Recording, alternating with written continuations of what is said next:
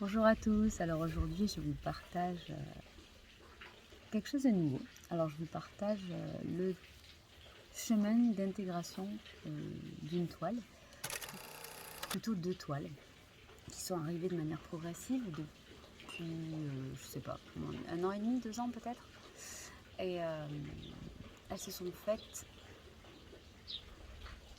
sur plusieurs mois et elles ont été intégrées sur plusieurs mois. Comme je vous en parle souvent quand je partage à l'écrit donc les réalisations de mes peintures, je vous explique que ces peintures sont aussi tout un travail d'intégration de ces énergies qui sont là et qui enseignent, qui apportent leur lot de compréhension, leurs ressources aussi, sur ce que je vis, sur ce qu'on vit tous, parce qu'on est tous dans le même bain énergétique, dans ce même bain vibratoire. Et ce que chacun vit finalement est la résultante de ce que cette personne-là, cet être-là vit au contact de ce bain collectif, les énergies collectives qui nous parcourent. Et aujourd'hui, ces tableaux, entre guillemets, qui m'accompagnent, je regarde là-bas parce qu'il y en a un que je vous partagerai, que j'ai déjà commencé à partager par petits morceaux. Et c'était pas encore l'heure, et là ça l'est. Et donc ces tableaux demandent à ce que je leur prête ma voix, à ce que je vous partage en fait le chemin d'intégration et le chemin de compréhension pendant ces mois à leur contact. Je parle de ces tableaux comme des êtres parce que pour moi c'est ce qu'ils sont réellement. Ils sont comme un collectif d'êtres qui viennent, qui m'accompagnent et au moment de leur présence finalement je réalise la toile et c'est tout un enseignement qui se fait à partir de ces vibrations, une intégration, une compréhension, et comme un enfant qui va à l'école et qui comprend, qui grandit. Et voilà, donc ces tableaux m'accompagnent et m'enseignent. Et je vous partage. Et évidemment, vous prenez si ça résonne pour vous. Si ça ne résonne pas, vous ne le prenez pas. Alors,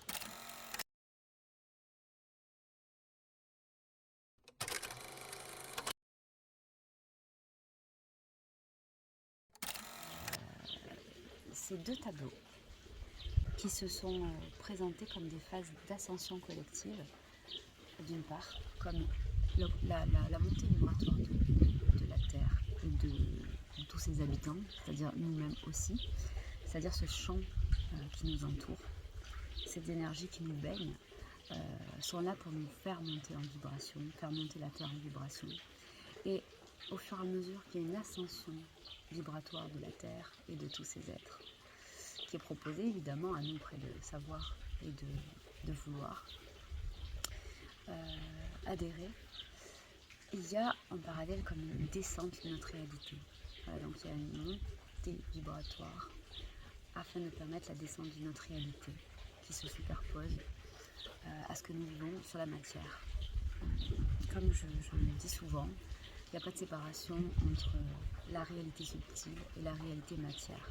Comme si finalement, en augmentant la vibration de notre matière, notre réalité peut se superposer, notre réalité peut descendre. Et c'est pour ça que finalement, il n'y a jamais de séparation entre ce que nous sommes dans notre être-té, dans l'éther, dans l'énergie, et ce que nous sommes sur ce plan-là. Et il nous appartient en fait de réunifier nos deux réalités, entre guillemets, matière et immatère. Multiples réalités, j'ai envie de dire, mais on va dire deux réalités pour l'instant, pour sortir finalement de la dualité. C'est vraiment ça, réunir nos deux réalités comme pour sortir l'illusion de la dualité. Finalement, c'est rassembler la croyance de deux réalités distinctes.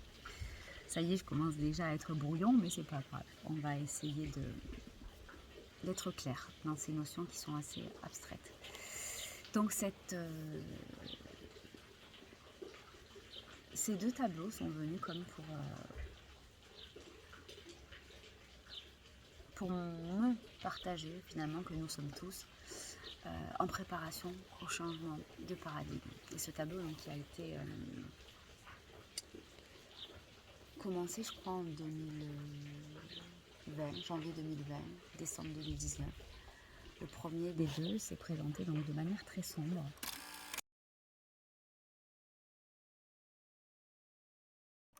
Presque effrayée par cette énergie-là. J'avais presque envie de renoncer. Je me suis même posé la question si j'étais bien, si j'étais branchée au bon endroit pour transmettre ça. Comme s'il n'y avait pas de mauvais endroit de toute manière. Mais est-ce que c'était moi qui étais dans un état particulier? Non, pourtant j'avais l'impression que c'était bien aligné. C'était bien ça qu'on me demandait de partager sur ma toile. Et donc une toile très sombre avec la terre qui apparaissait, mais coupée en deux. Et sur la tranche, donc sur la coupe transversale de la terre, un côté désertique, comme si la terre faisait table rase. Est-ce qu'on avait tout usé? Est-ce qu'on avait tout tué? Voilà, mon mental a dû rester dans l'instant présent, sans faire de suppositions, d'accueillir ce qui se passait, sans avoir peur, sans projeter. Et petit à petit, la compréhension s'est faite. Mais je ne vous cache pas que donc, cette toile est restée pendant quelques mois dans le chaos, c'est-à-dire un fond noir, une terre coupée en deux. Aucun mouvement de vie, juste accueille ce qui est. Traverse l'inertie, traverse la peur du noir, la peur de la mort, la peur du chaos, la peur de la fin du monde. Je dis ça comme ça en rigolant maintenant, mais sur le coup, je me suis dit, bah ok, j'accueille ce qui est, et si cette toile vient m'annoncer quelque chose de dramatique, c'est ok. Mais honnêtement, c'était pas confortable. Et petit à petit, j'entends sortir de l'illusion de petitesse, de soumission, et embrasser la grandeur, notre pouvoir créateur. Traverser l'illusion du chaos, mais traverser, pas survoler, c'est plonger dedans et le traverser, comme on traverse une tempête. Traverser la tempête qui serait extérieure, mais surtout intérieure. La peur du noir, la peur du vide, la peur du petit, la peur du sombre, pour aller chercher finalement ce qu'il y a derrière, accueillir le nouveau, accueillir la nouvelle réalité, faire du vide. Et d'un point de vue intérieur, c'était aller remettre les compteurs à zéro, traverser nos peurs les plus coriaces. Et d'un point de vue intérieur, c'était ce décor particulier du printemps 2020, entre guillemets, où on est en situation de confinement, situation nouvelle, situation d'immobilisme, où chacun devait faire le ménage intérieur, ne plus pouvoir en fait aller combler par le mouvement, etc. Mais être dans l'instant présent, dans cette peur du rien, de l'absence de mouvement, pour se rendre compte que le mouvement réel, pas celui qui est dans la fuite, mais le mouvement réel, celui qui est inhérent à la vie, est là. Et pour le percevoir, il faut se poser et ne rien faire. Voilà. Donc après ce décor chaotique,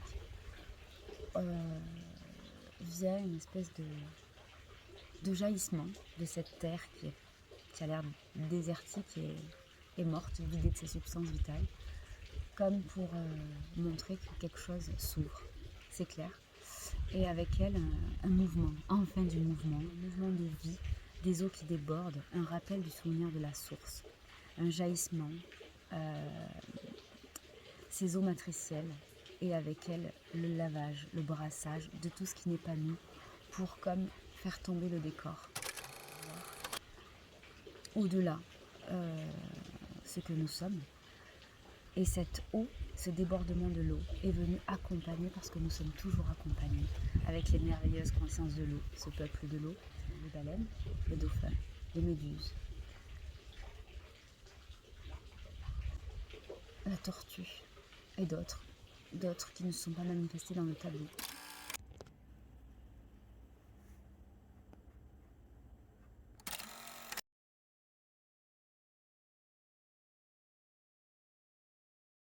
Mais de sentir en fait cette pluralité d'énergie, de conscience qui sont là, qui nous accompagnent dans ce joyeux bordel, j'ai envie de dire, dans ce joyeux chaos. En gros, n'aie pas peur, prépare-toi, tu vas boire la tasse, tu vas croire que ce sera trop. Et en fait, derrière, il y a un cadeau. Voilà quel était le message. Et à partir du moment où cette spirale, ce mouvement a pu se remettre en marche, tout est venu comme un cadeau, comme un vent de nouveau. Un vent de nouveau. Et des cristaux sont apparus sur la Terre. Des gros cristaux, bien profondément ancrés, sont venus et ont fait jaillir la lumière, le mouvement, la vie, le renouveau. J'insiste parce que les cristaux amènent toujours une réalité subtile, une réalité presque mystique, très éthérée.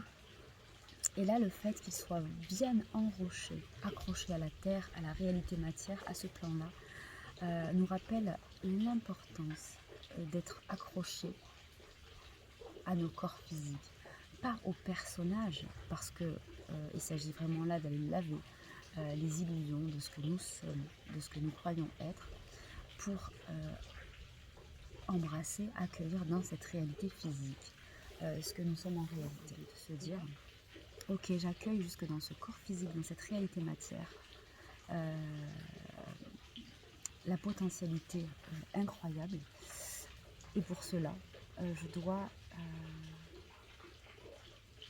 donner de la réalité, donner corps à cette réalité humaine.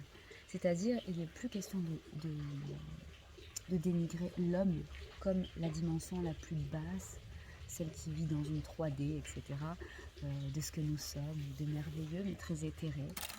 L'activation des cristaux de la terre-mère qui pulse depuis le cœur de la terre-mère et qui vient aussi se diffuser par les eaux et se diffuser dans une spirale infinie, la spirale du temps,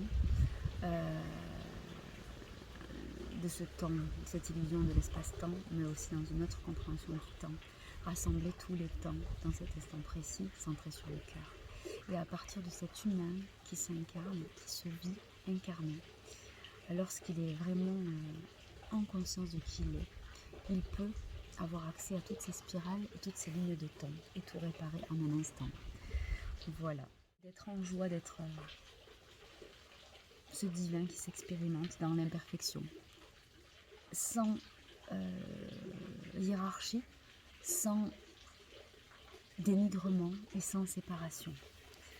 Et comme par hasard, donc ce tableau, pour aller voir traverser la dualité, est venu avec un autre tableau, celui d'une réalité matière qui monte en vibration, qui monte en conscience, qui monte en amour tout simplement, aimer encore plus notre réalité, en prendre soin. Et un autre tableau qui part presque du subtil et qui prend corps. Donc on a une réalité très dense d'un côté qui s'allège, où il y a du mouvement, etc. Et sur un autre tableau, une couleur presque diaphane, avec des formes très diaphanes et qui finalement descendent pour prendre corps. Donc une terre qui se spiritualise d'un côté et une spiritualité qui s'incarne de l'autre. Tout ça pour rassembler et ne plus séparer ces deux réalités. Et du coup, est-ce que ce ne serait pas ça que transcender finalement la dualité? Arrêter de poser un regard duel, un regard qui sépare, un regard qui préfère, et juste embrasser dans un angle de vue beaucoup plus large, voir comme un cristal bipointe qui grandit des deux côtés. Est-ce que nous ne soyons pas une même énergie qui grandit des deux côtés?